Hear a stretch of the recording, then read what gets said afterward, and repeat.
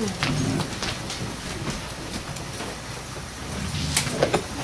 Kings 4,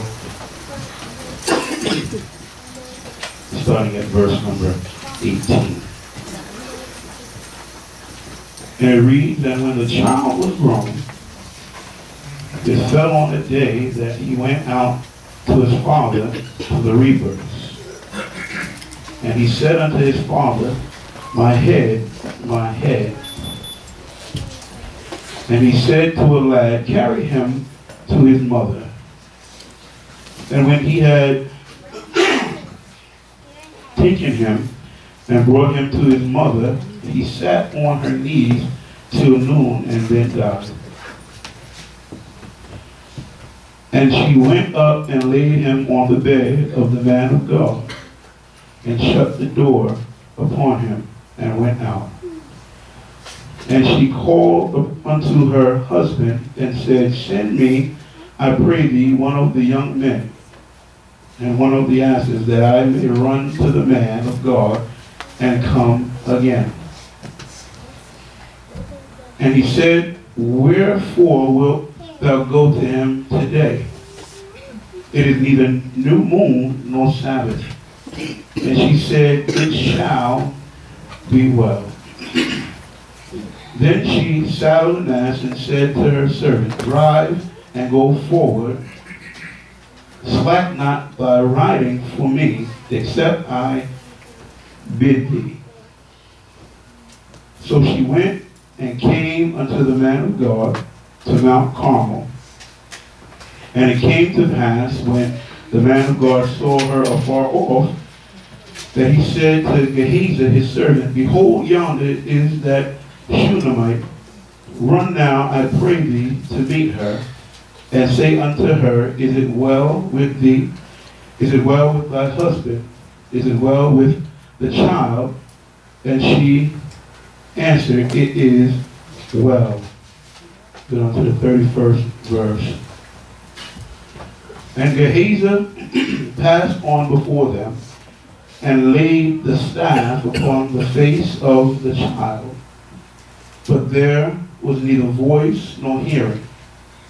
Wherefore he went again to meet him, and told him, saying, the child is not awake.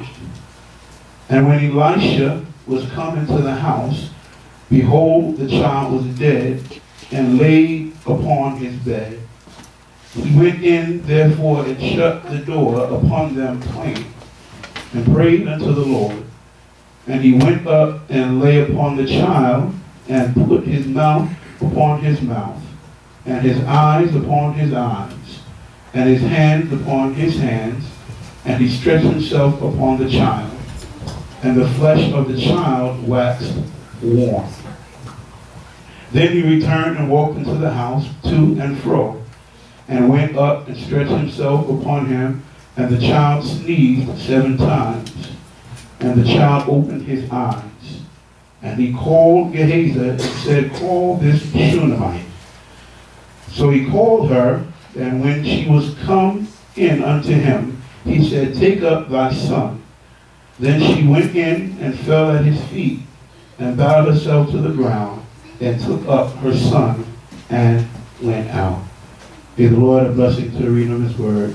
May it abide deep within our souls, hearts, and minds. I'd like to use for the subject on this morning, the confidence and strength of a mother. And the confidence and strength of a mother. And looking at this wonderful story of Elisha and this Shunammite woman. Elisha was a man of God, a prophet, and he was going on his journeys, and he often passed through Shunem. And one day the Shunammite woman bid him to come and to eat. He went. He would do this often. She went to her husband and asked her husband if they would be able to build a little room with a bed and with a table and chair and with a candle so that whenever he passed through Shunem, he would be able to rest. She was very observant because she knew that the man of God needed a place to stay. Reading backwards into, if you go to the 17th and up, it talks about how the woman had nothing.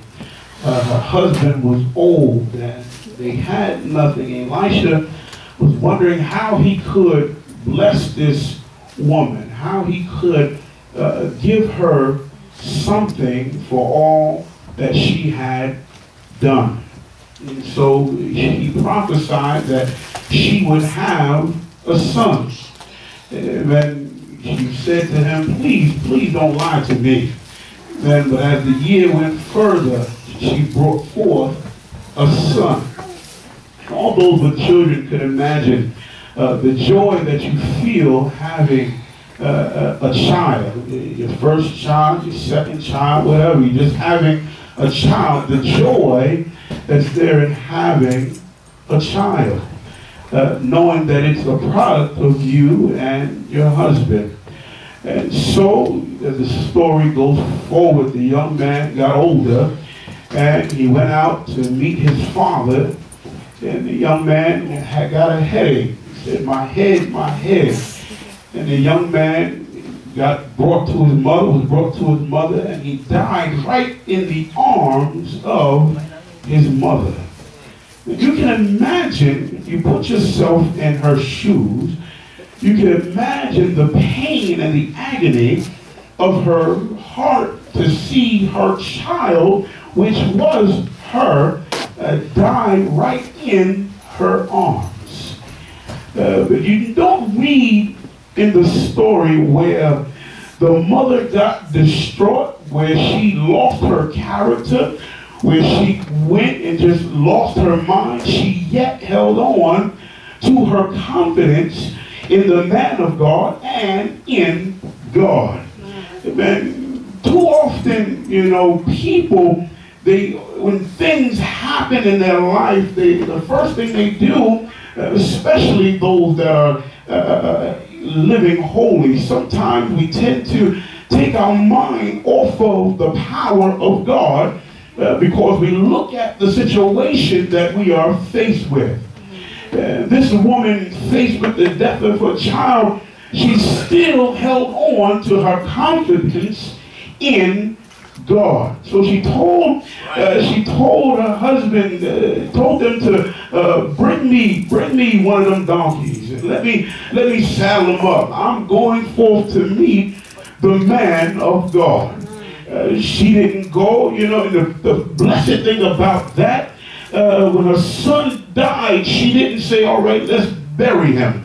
Let's prepare him for burial. Let's do what we have to do. Let's wash him. They do, when they prepare someone for burial, they wash the body and they bury them underground or put them in a tomb. But no, because she had confidence in God, she took the child and didn't lay him in her own bed, but she laid him in the bed of the man of God. Amen. If you look, everything that she did, it showed confidence and strength in God. She didn't say, well, husband, this is the end of the story. She said, no, I'm going forth to meet the man of God. He asked her, he said, wait a minute, you're going out to meet him. It's not Sabbath, it's not a new moon. Why are you going out to meet him? In other words, you have no reason to go to him. He may be busy, or he may be doing something, looking through your mind's eye. He may have been busy. So the husband said, there's no use. Looking at the outcome of the situation, he looked at the dead son. In his mind, maybe he thought there was no sense of even going. But she said to him, she said, it shall be well. Meaning that don't worry about the circumstance or the situation. When I reach the man of God, it shall be well. She exhibited so much confidence. Now, the average person, they would have lost their mind. They would have went crazy. They would have started crying. They wouldn't have went to meet nobody. But she said, I'm going to meet him, and it shall be well. Amen. She recognized that Elisha was a true man of God. She recognized not only the man, but he was a man of God. Meaning she recognized that God worked in him and through him. Sometimes it's going to look dim in certain circumstances. It's going to look like everything that you're facing is going to take you under or take you out. But you have to hold on to your confidence. By nature, a mother exhibits nurture and care. By nature, when a child is born or when a woman is pregnant, they exhibit that nurturing quality through the pregnancy and then when a child comes. Not only in humans, but in nature, period. You have animals that exhibit this nurturing mentality. In nature, a man, not to discredit men, but men sometimes don't show the nurture as much as the woman shows the nurture. The woman will exhibit defense mechanisms. She will show the want to protect those that are hers. In nature, they have a bear that will walk months and months and months with their child, but the father of the bear will go on about his business. But the female bear, she'll go around and she'll get food prepared and she'll go on a hunt for her cubs so that they'll be able to eat and they won't die. But the man, if he has nothing to eat, he'll come back and try to eat the offspring. That's just by nature. The animal is just like that. But the female bear will exhibit that defense. She will fight the man. She will kill the man because you're trying to destroy my child. So by nature, the woman, the mother, exhibits that care, that strength, that confidence. If you look back through your life, there should be somewhere in your life where you looked at the confidence that mommy used to have, that mommy has. Too often, sometimes people think that they're a mother just because, or they're a mommy just because they have the child. But not all the time a woman that birthed the child is a mother. That's because they choose to just live a life all to themselves. Yeah, I had the child, but let the child fend for themselves. But we need mothers today that will push their own agenda to the side and build up a character within their children.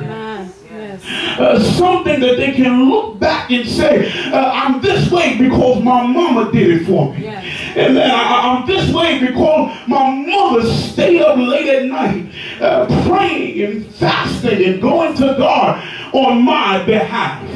The strength and the confidence of a mother.